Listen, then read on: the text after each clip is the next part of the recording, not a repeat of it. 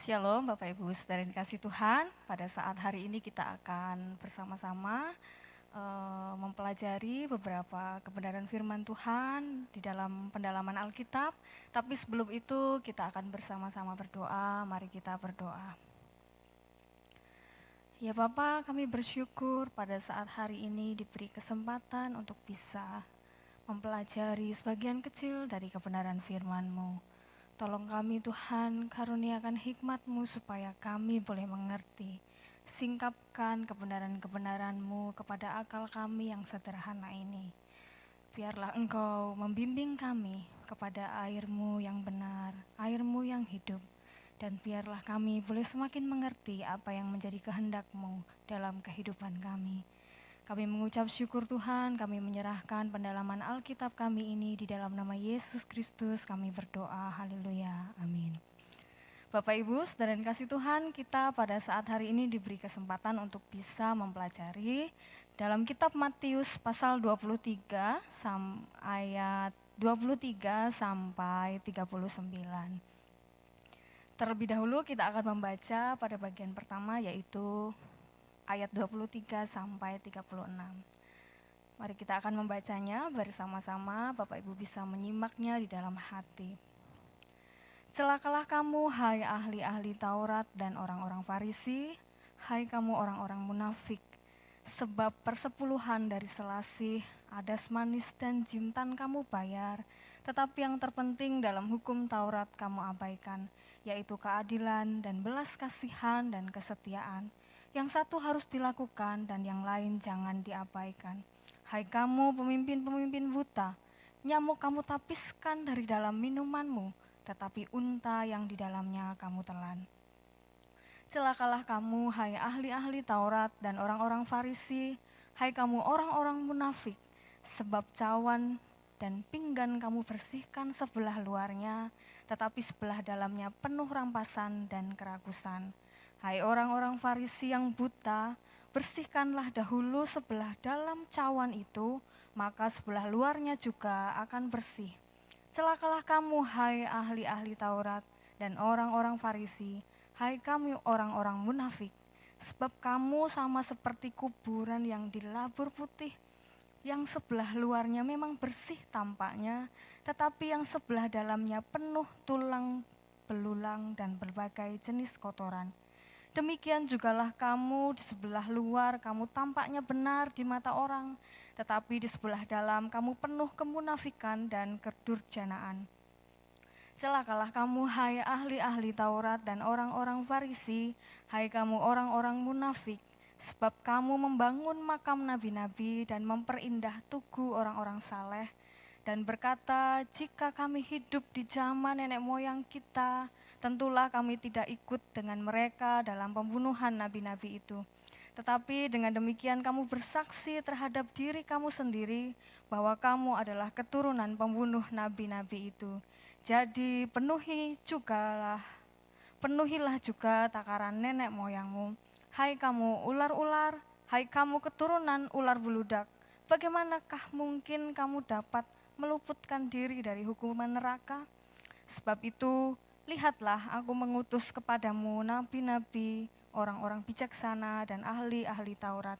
Separuh di antara mereka akan kamu bunuh dan kamu salibkan, yang lain akan kamu sesah di rumah-rumah ibadatmu, dan kamu aniaya dari kota ke kota, supaya kamu menanggung akibat penumpahan darah orang yang tidak bersalah, mulai dari Habel, orang benar itu, sampai kepada Zakaria anak Berekia, yang kamu bunuh di antara tempat kudus dan mezbah. Aku berkata kepadamu, sesungguhnya semuanya ini akan ditanggung angkatan ini.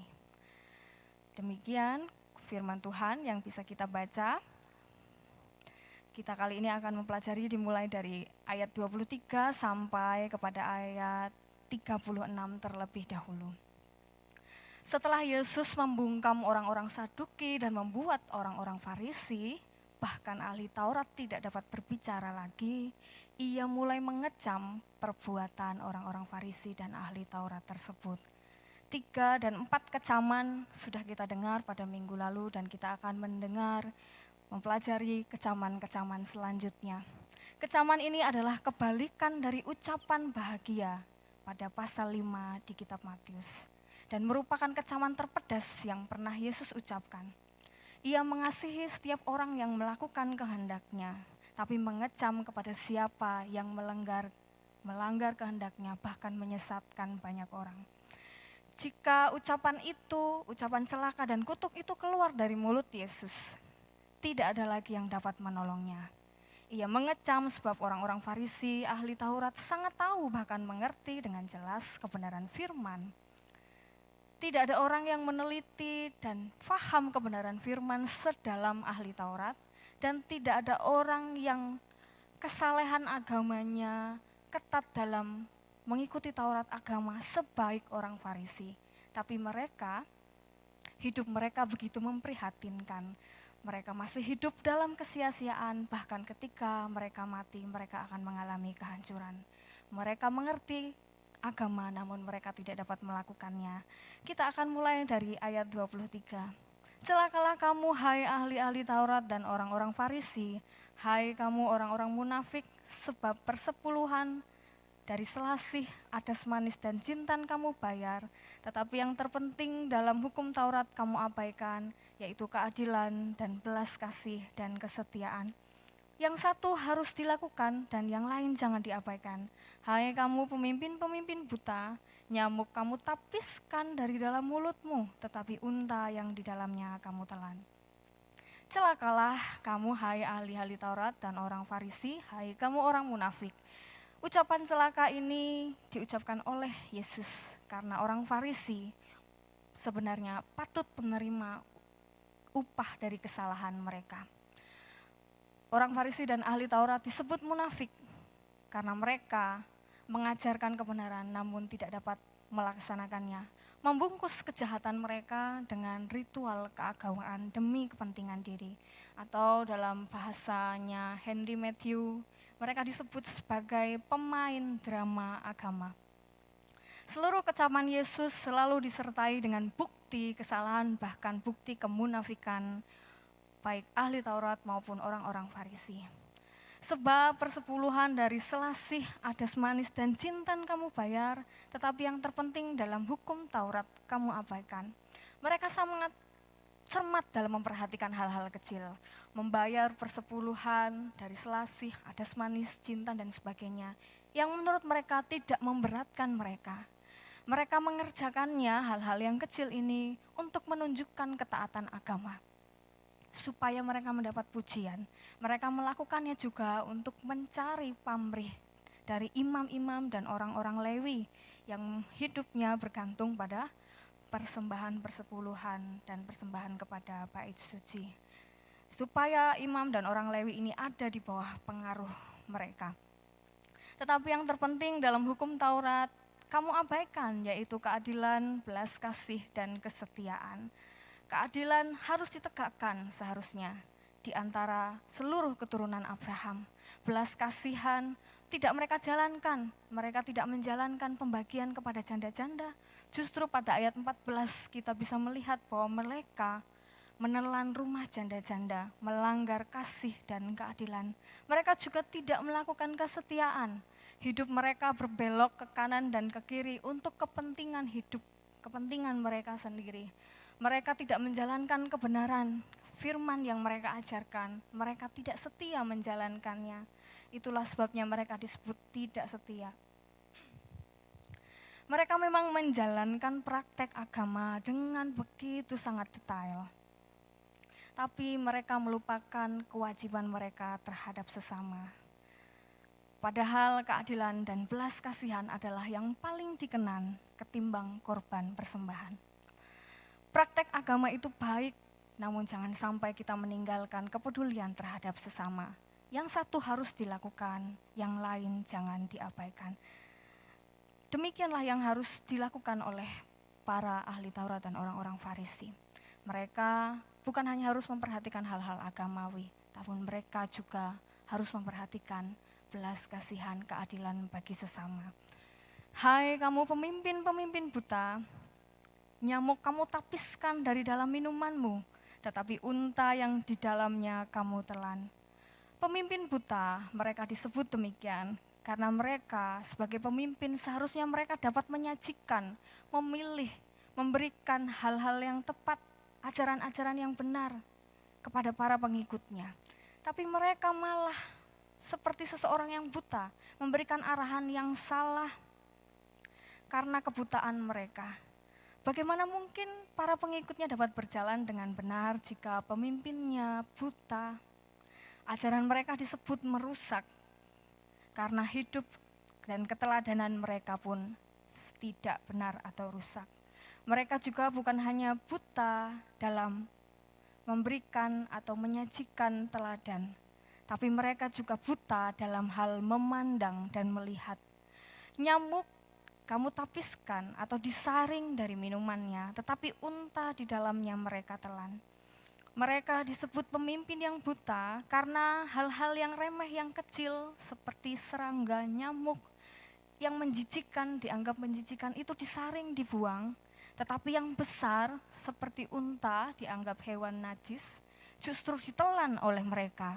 Hal-hal remeh mereka atur dengan ketat dan mereka jalankan. Tapi mereka sembrono dan longgar terhadap hal-hal penting.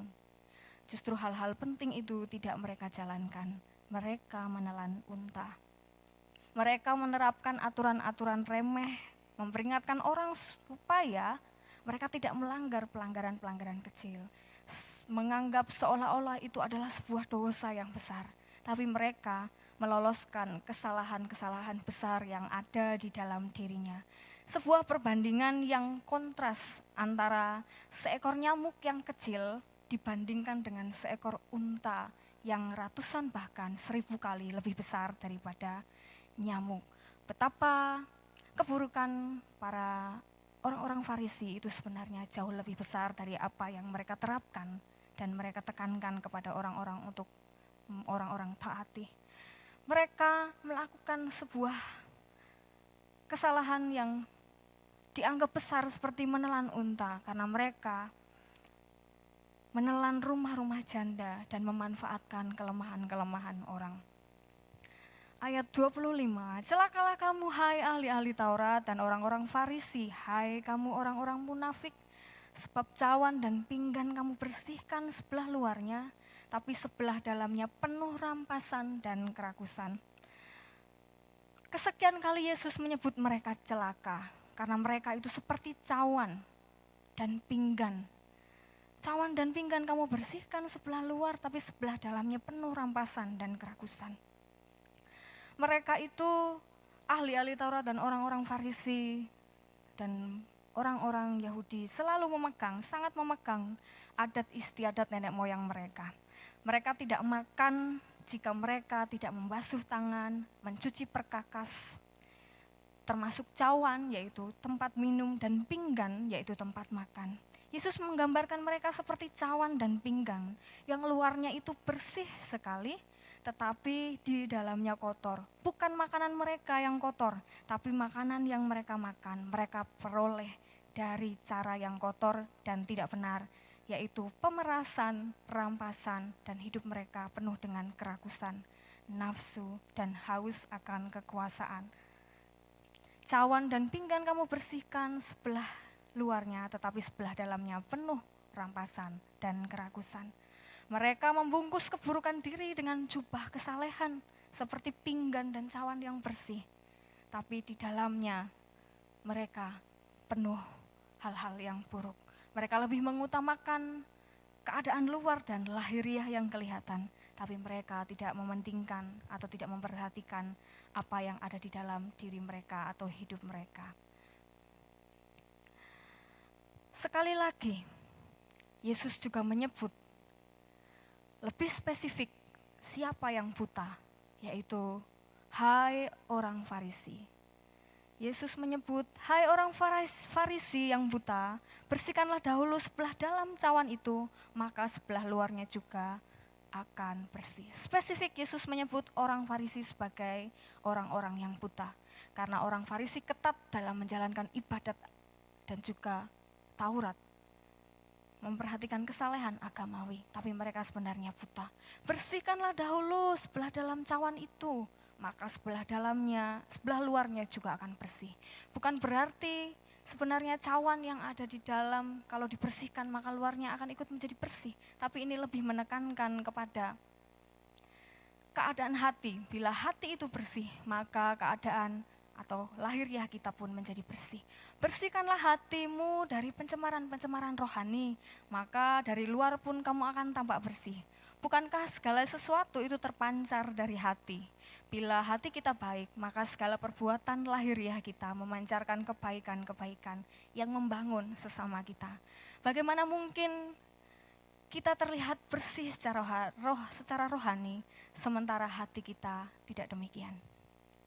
Celakalah kamu, hai ahli-ahli Taurat dan orang-orang Farisi, hai kamu orang-orang munafik, sebab kamu sama seperti kuburan yang dilabur putih, yang sebelah luarnya memang bersih tampaknya, tetapi yang sebelah dalamnya penuh tulang belulang dan berbagai jenis kotoran. Kecaman celaka yang ketujuh menyamakan orang Farisi dan ahli Taurat seperti kuburan yang dilabur putih. Dalam kebiasaan Yahudi, orang-orang Yahudi menandai sebuah kuburan dengan mengapur atau melabur putih sebulan sebelum hari raya Paskah.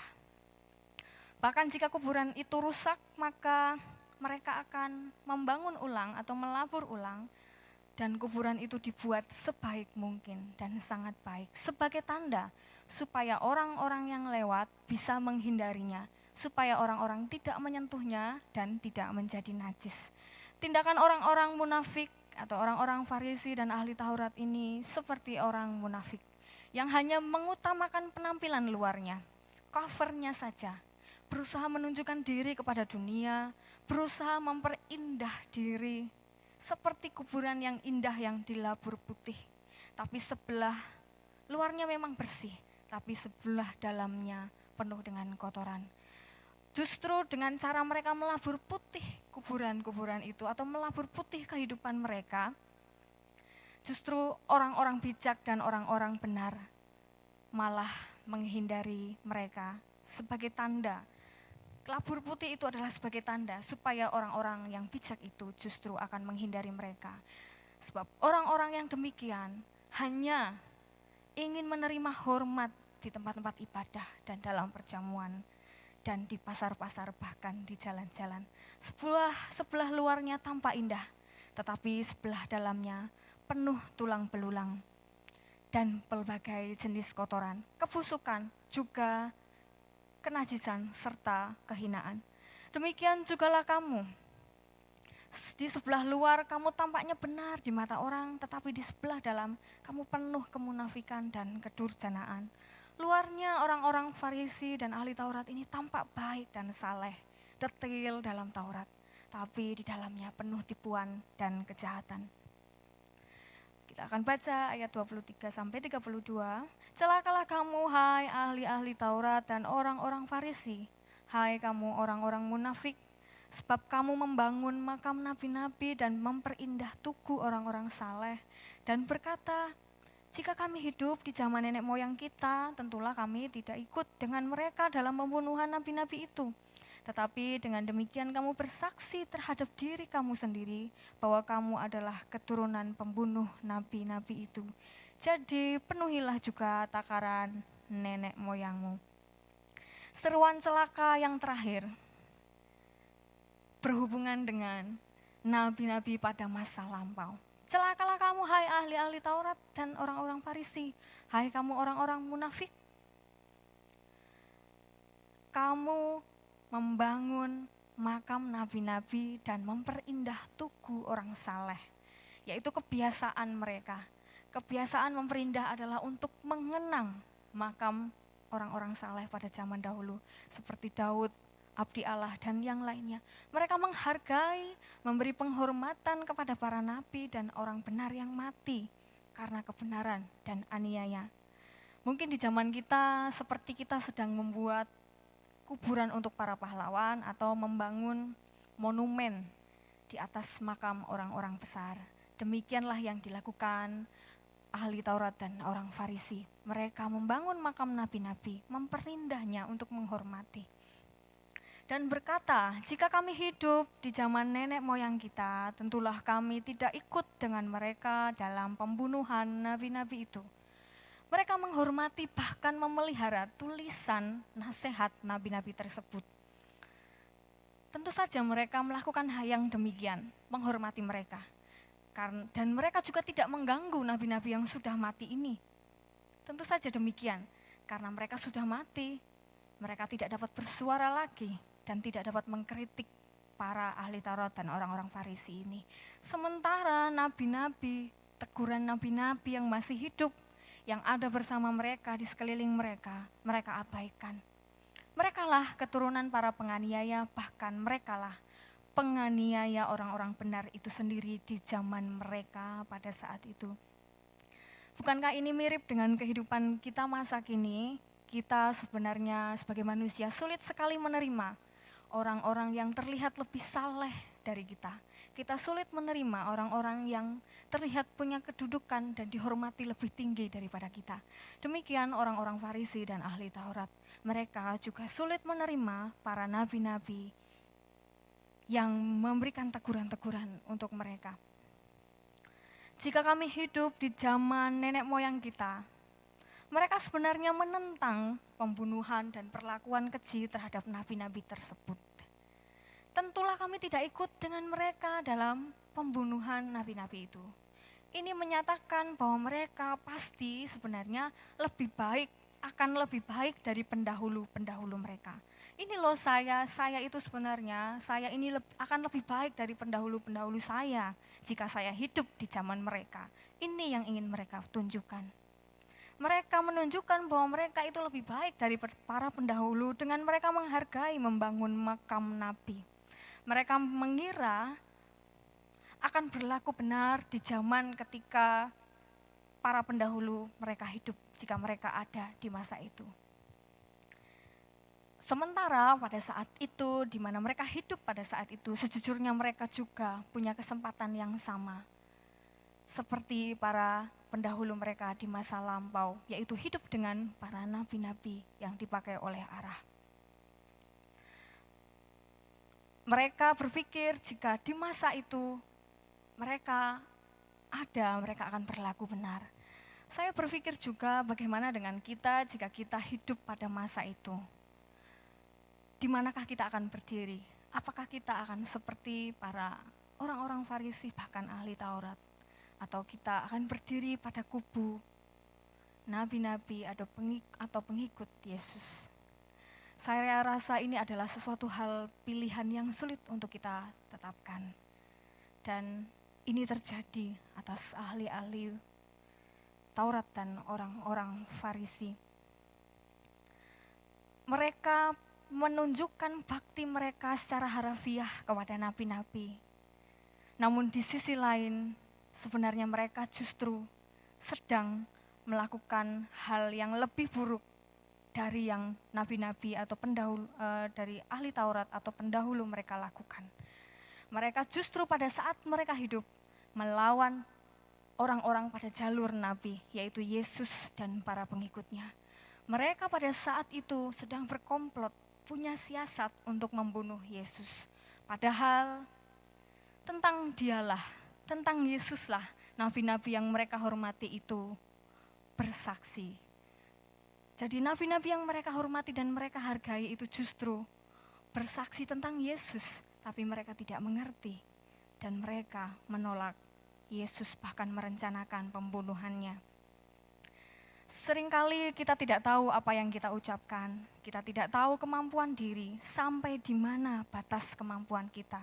Kita merasa diri kita mampu, namun bila kita diperhadapkan pada kenyataan, kita tidak berdaya.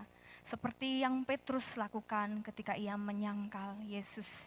Dia merasa mampu, namun ketika peristiwa itu datang, dia tidak dapat menyangkal kelemahan dirinya. Bahkan dunia maya pun membuktikan bahwa banyak orang merasa mampu dengan ucapan mereka, namun ternyata mereka tidak mampu menghadapi kenyataan. Hinaan bertebaran di dunia maya. Tapi ketika orang-orang yang menghina ini tertangkap basah, orang-orang ini penuh dengan penyesalan dan menangis terseduh-seduh, membuktikan bahwa manusia perkataannya tidak bisa membuktikan bahwa dirinya mampu atau tidak. Ayat 31, tetapi dengan demikian kamu bersaksi terhadap diri kamu sendiri bahwa kamu adalah keturunan nabi-nabi itu. Demikian mereka mengakui bahwa pembunuh-pembunuh itu adalah nenek moyang mereka. Pembelaan mereka justru bersaksi melawan mereka sendiri, bahwa merekalah keturunan pembunuh itu. Mereka keturunan pembunuh yang punya roh dan watak yang sama. Mereka menghakimi nenek moyang mereka sendiri, padahal mereka pada saat itu melakukan yang lebih buruk lagi dan tidak terampuni. Mereka tahu mereka tidak boleh ambil bagian dalam tindakan penyiksaan dan pembunuhan nenek moyang mereka. Nenek moyang mereka lakukan. Tapi justru sekarang mereka, tanpa mereka ketahui, mereka menjadi pengikut nenek moyang mereka sendiri. Perkataan serta perbuatan mereka menyerahkan mereka kepada dosa yang tidak terampuni. Yesus tahu betul mereka telah merencanakan pembunuhannya. Meskipun mereka tidak mengucapkannya, Yesus tahu apa yang ada di dalam hati mereka. Di ayat 32 dengan jelas Yesus mengatakan, jadi penuhilah juga takaran nenek moyangmu. Jadi ini maksudnya, dikatakan demikian, maksudnya adalah, jadi laksanakanlah tujuanmu, teruskanlah rencanamu yang sudah kamu pikirkan itu. Jadi Yesus itu berkata begitu. Seperti ucapan kalau kita mengucapkan sesuatu, mengingatkan orang, tapi sudah lelah, maka kita akan bicara, sudah terus-terusin aja, terserah kamu. Nah itulah yang diucapkan Yesus, laksanakanlah apa yang sudah kamu rencanakan. Penuhilah takaran nenek moyangmu. Penuhilah takaran dosa dan kemurkaan yang akan diterima nenek moyangmu dan kamu akan menerimanya juga. Allah sejatinya menghukum setiap orang dengan adil, menghukum dosa nenek moyang mereka, dan juga Ia akan menghukum keturunan-keturunan mereka yang melakukan dosa yang sama seperti yang dilakukan oleh nenek moyang mereka.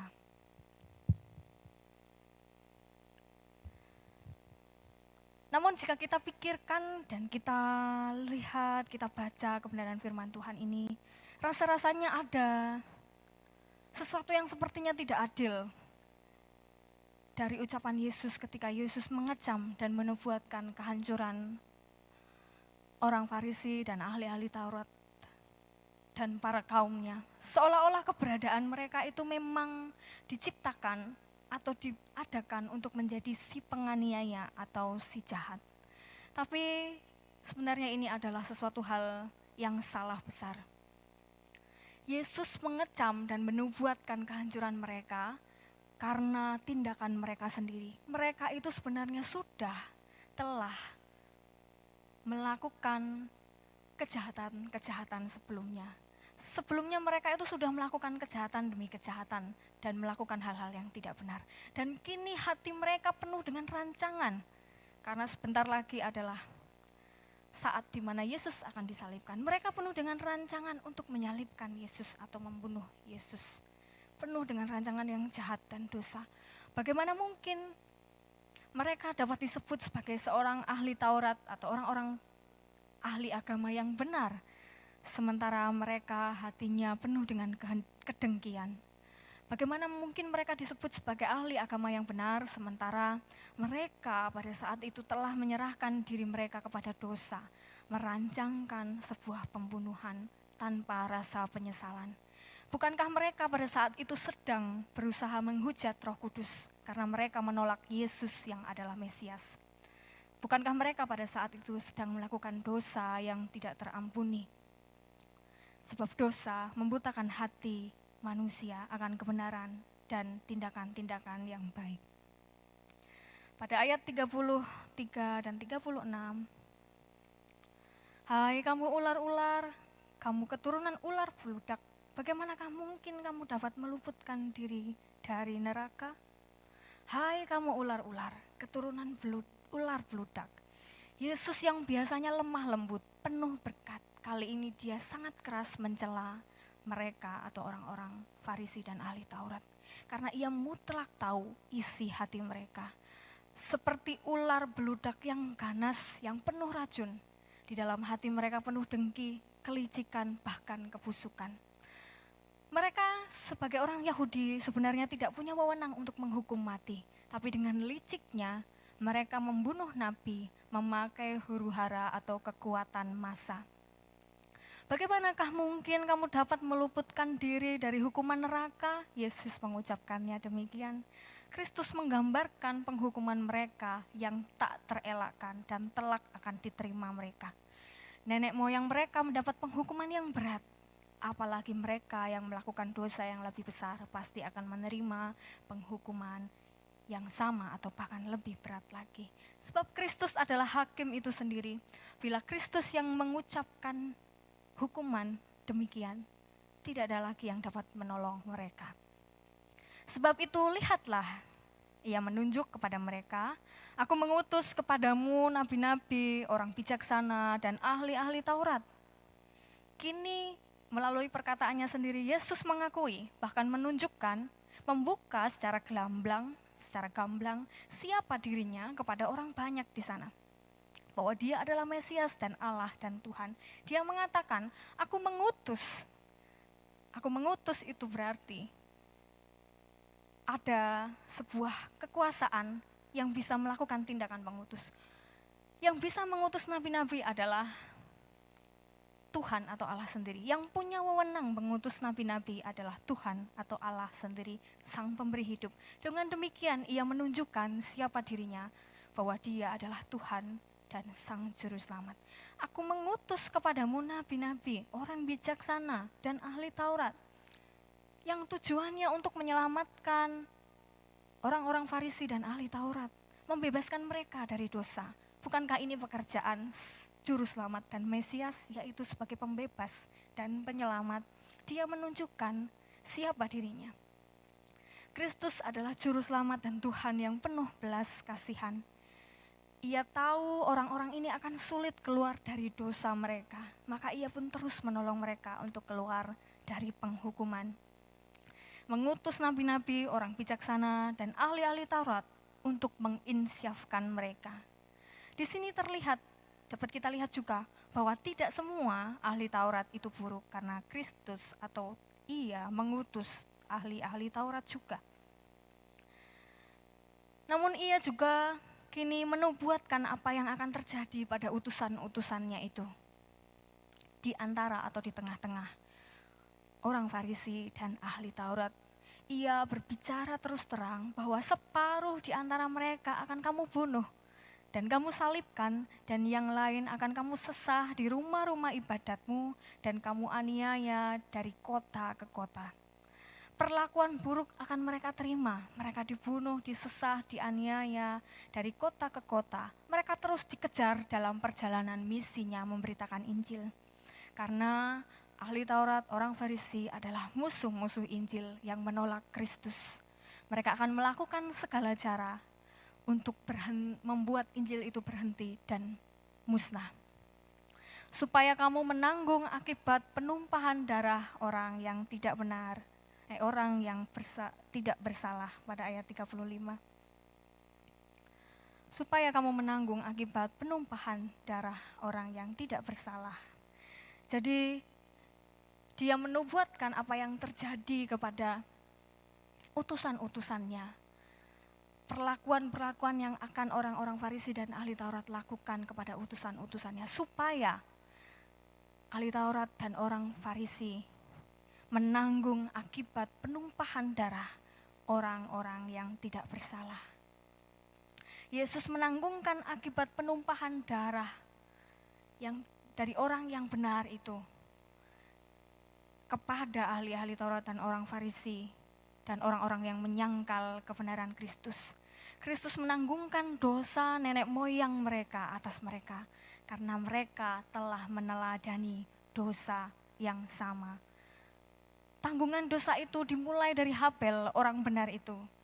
Yesus menyebut dari Habel, orang pertama yang mati karena kebenaran, sampai kepada Zakaria, anak Berekia yang kamu bunuh di antara tempat kudus dan mezbah.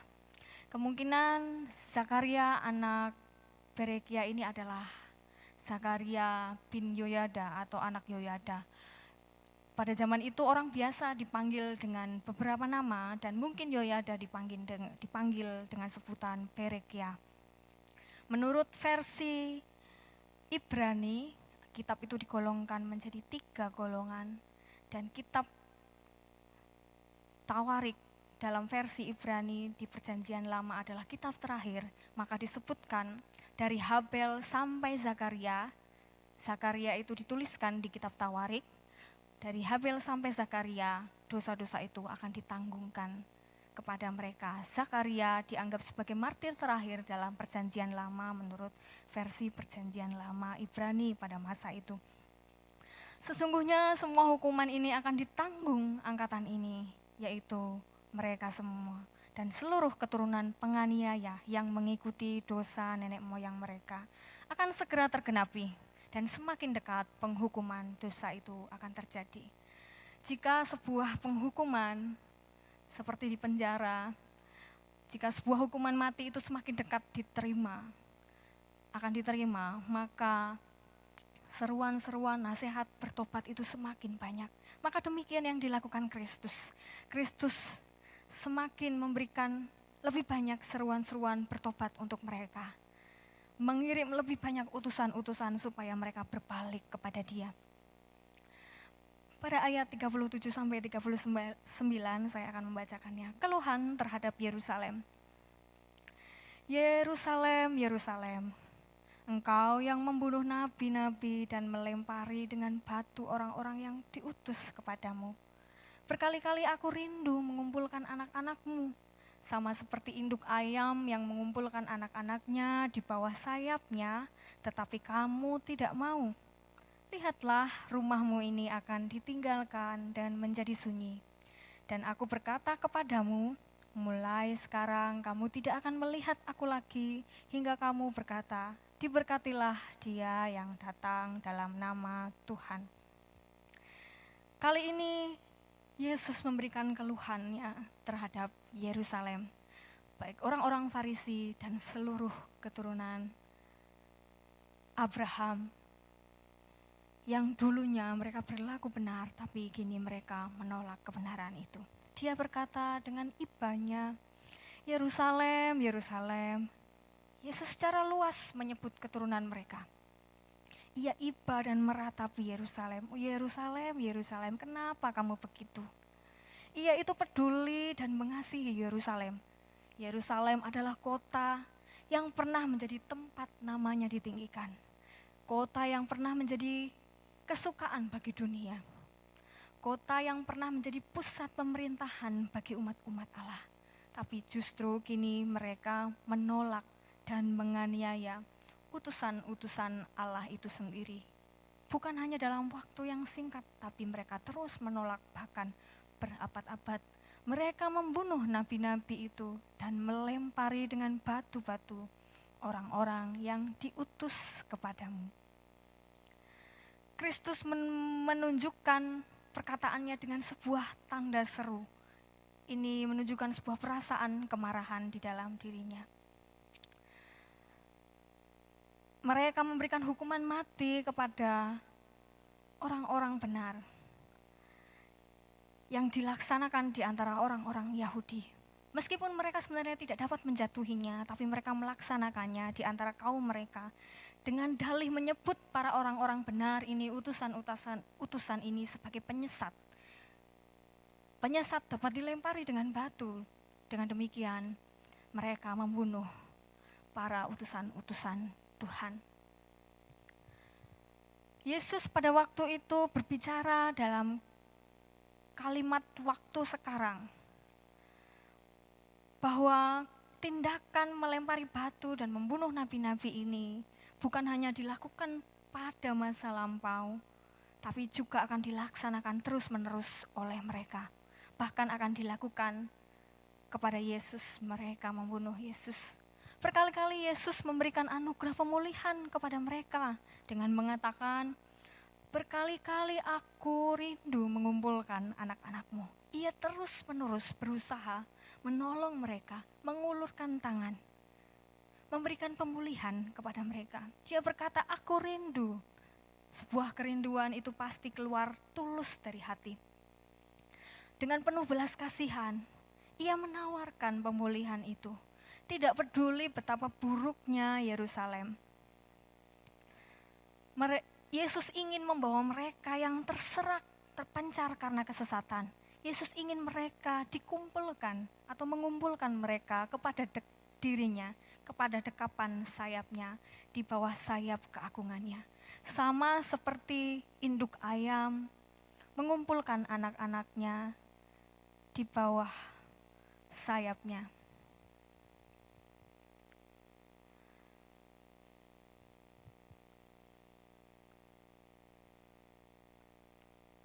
Induk ayam akan melindungi anak-anaknya di bawah sayapnya dalam keadaan malam supaya mereka jauh dari para pemangsa. Bahkan dalam keadaan siang pun mereka juga akan dilindungi supaya mereka anak-anak ayam yang lemah ini dapat terlindungi. Demikian yang ingin dilakukan oleh Yesus. Tuhan menawarkan pemulihan, tapi mereka tidak mau atau menolaknya. Dan Kristus akhirnya ketika mereka menolaknya, ia menubuatkan hukuman kepada Yerusalem. Ayat 38. Lihatlah rumahmu ini akan ditinggalkan dan menjadi sunyi. Ditinggalkan dan menjadi sunyi. Dalam artian akan menjadi sendiri atau ditinggal, dibuang atau dikucilkan. Yerusalem akan dibuang, ditinggalkan dan dikucilkan. Tidak akan ada lagi kemuliaan Allah di sana, karena Allah telah meninggalkan bait Allah, yaitu Yerusalem. Tempat itu Yerusalem akan menjadi sunyi seperti padang belantara, tanpa ada kekuatan yang menolongnya, tanpa ada tempat berlindung dan bernaung. Tidak ada lagi yang tinggal dengan mereka untuk menolong mereka. Karena mereka menolak Kristus. Tidak ada lagi yang tertinggal.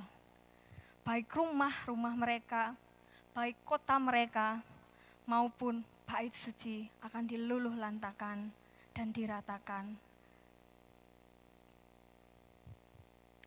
Bait suci yang menjadi kebanggaan mereka, semuanya akan diratakan menjadi tanah.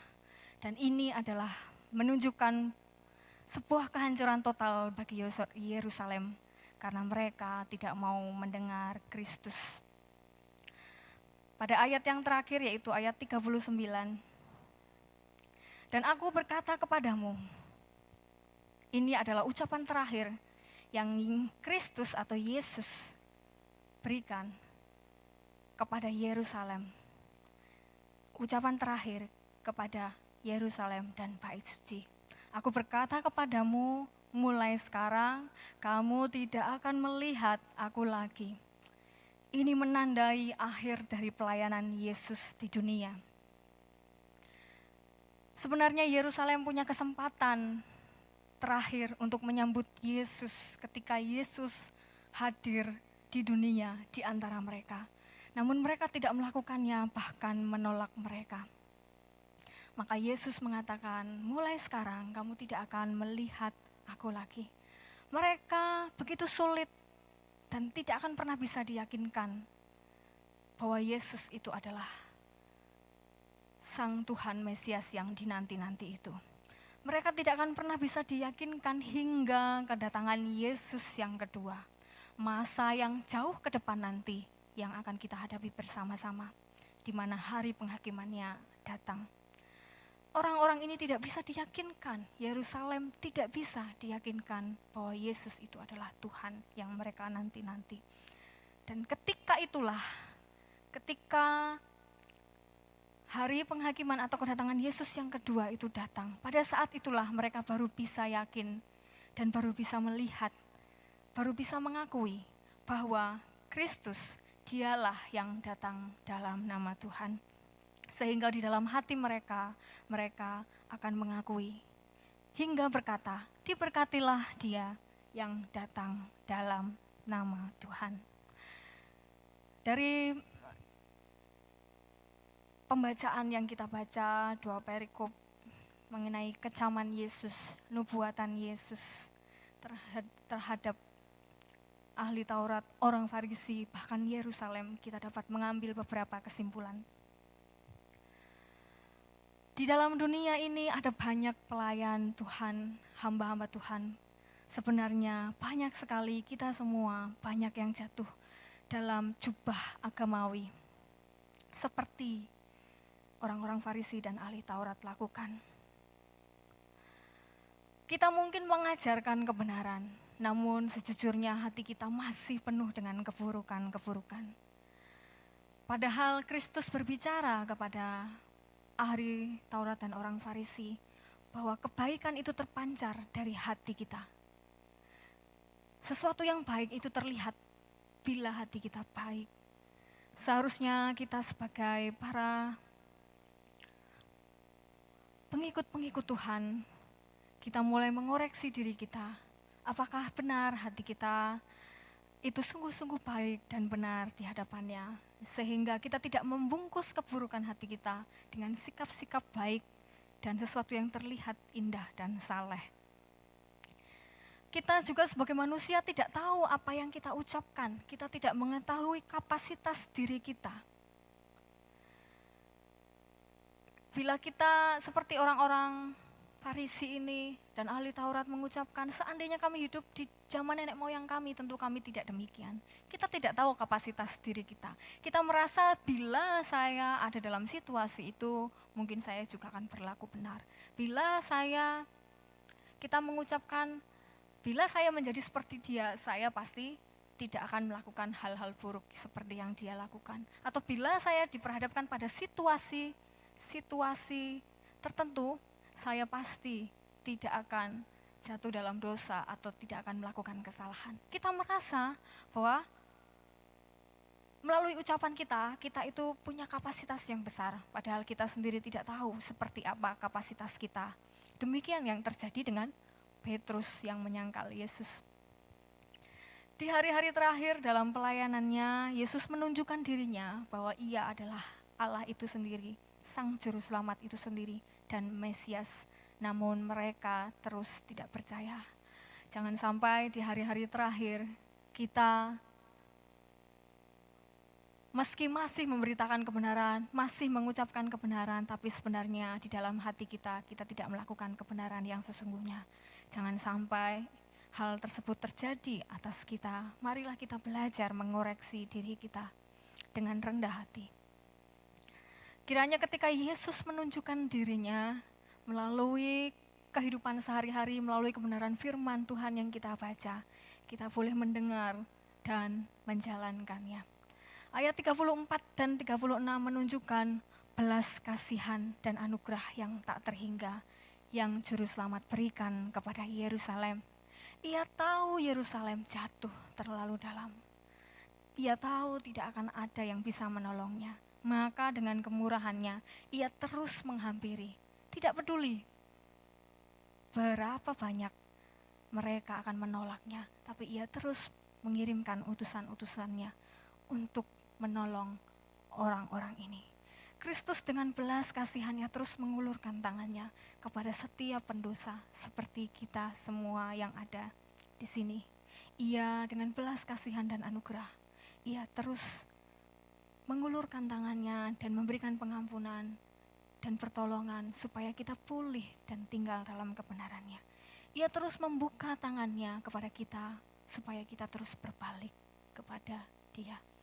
Dan biarlah apa yang kita baca bersama-sama ini dan kita pelajari bisa menolong iman kita untuk semakin lebih dekat kepada Tuhan. Demikian pendalaman Alkitab pada saat hari ini. Mari kita berdoa. Bersyukur untuk hari ini di mana Engkau menolong kami untuk bisa sedikit memahami kebenaran-Mu. Kami tahu ini jauh dari kata sempurna. Kami tahu ini jauh dari kata yang mungkin berkenan kepada Engkau. Tapi biarlah Engkau sendiri yang menolong setiap kami yang belajar dan mendengar, supaya boleh memulihkan hati kami dan memperbarui kami. Semakin Kau sempurnakan kebenaran firman-Mu hari ini Tuhan, supaya kami boleh mengikuti kehendak-Mu dan hidup seturut dengan apa yang Engkau ingini. Kami bersyukur atas anugerah dan kemurahan-Mu yang tidak pernah berhenti atas kami. Dan kiranya kami dapat menghidupi kemurahan-Mu itu untuk dapat berlaku benar di hadapan-Mu. Dalam nama Yesus kami bersyukur, haleluya, amin.